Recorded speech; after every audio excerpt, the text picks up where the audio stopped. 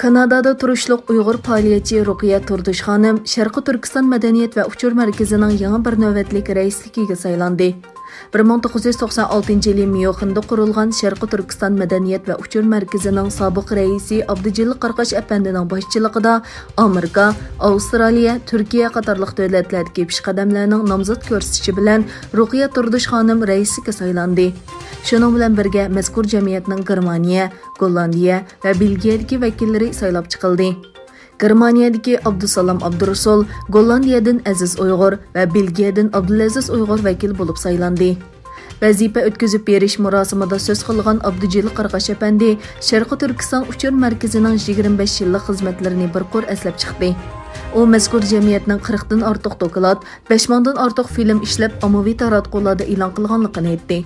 Shundaqla Uchqun gazeti, Tomchi qatorliq jurnallarni nashr qilib, yuzlarcha son nashr qilganligini, Uyg'ur televiziyasini ta'sis qilib, turli programmalarni ishlaganligini bildirdi. U yana bu markazning bundan keyingi xizmatlarga va Ruqiya Turdush xonimning yangi vazifasining o'ngishli bo'lishiga tilakdoshlik bildirdi.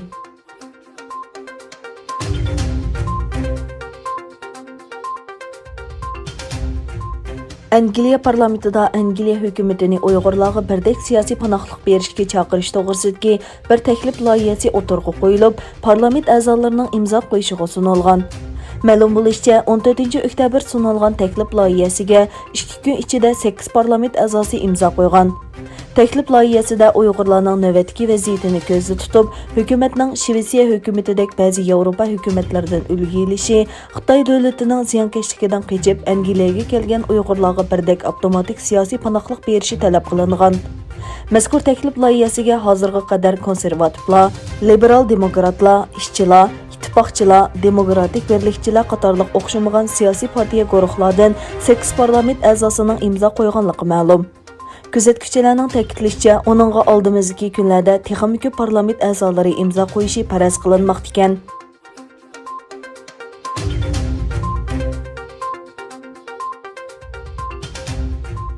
Türkiye'nin sabiq baş ministri ve Gelecek Partiyasining raisi Ahmet Davutoğlu hukumatning Sharqi Turkistonga ega bo'lish mas'uliyati borligini ta'kidlab, Türkiye Büyük Milliy Majlisi darhol alayda yig'iniga chaqirish kerak dedi.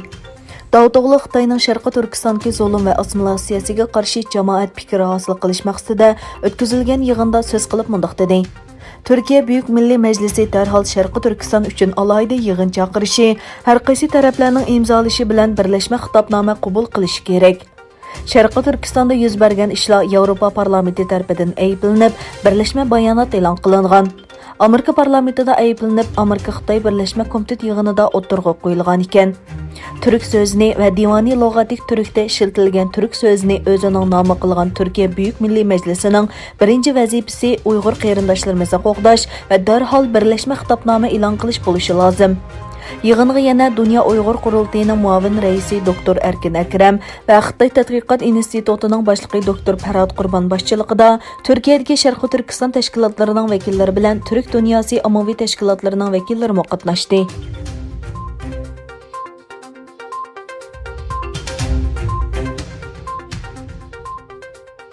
Volkotsi gazetining xabar qilishicha, Xitoy doiralari nurg'un yo'llar orqali Amerika hukumat amaldorlarini Xitoydagi Amerika fuqarolari to'g'risida ko'p qatam ogohlantirgan.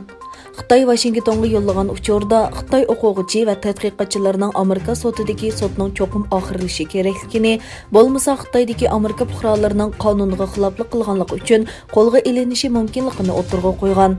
Xabarda Washingtondagi Xitoy bosh elchixonasidan bu vaqtdagi savollarga javob bermaganligi ta'kidlangan.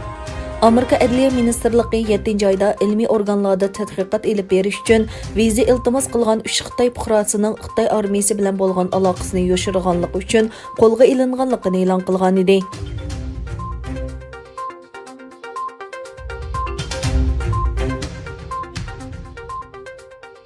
Iran Birleşken Devletler Teşkilatı Qurol embargosining bekor qilinganligini jakarlagandan keyin Amerika Tashqi ishlar ministri Pompeo yozma bayonot e'lon qildi. Pompeo 19 sentabr e'lon qilgan uchurda Birleşken Devletler Teşkilatı'nın Iran'a qaratgan qurol yarog embargosini o'z ichiga olgan barliq jazolarni qaytadan yo'lga qo'yganligini bayon qildi. Eronga bir qism an'anaviy qurollarni eksport qilish yoki bu davlatdan qurol setib olish Birlashgan Davlatlar Tashkilotining qaroriga xiloflik qilganlik bo'ladiganligini bayon qilgan Pompeo mundaq dedi. Amerika davlat ichidagi barliq kuchlarni ishiltib, Eronni odatdagi qurol bilan ta'minlash, setish yoki yo'tkashga to'kpa qo'shadigan shaxs va tashkilotlarga jazo yurgizishga tayyor. Onundan boshqa biz bu qurollarga munosabatlik texnikalik tarbiyalash, iqtisodiy yordam va mulozimat yoki har xil yordamlar bilan ta'minlaydigan kishilar va organlarga jazo yurgizishga tayyormiz. O'rta Sharqda tinchlik va muqimlik izlayotgan va terrorlikqa qarshi turishni qo'llaydigan davlatlar Eron bilan bo'lgan barliq qurol-yarog' tijoratidan saqlanishi kerak.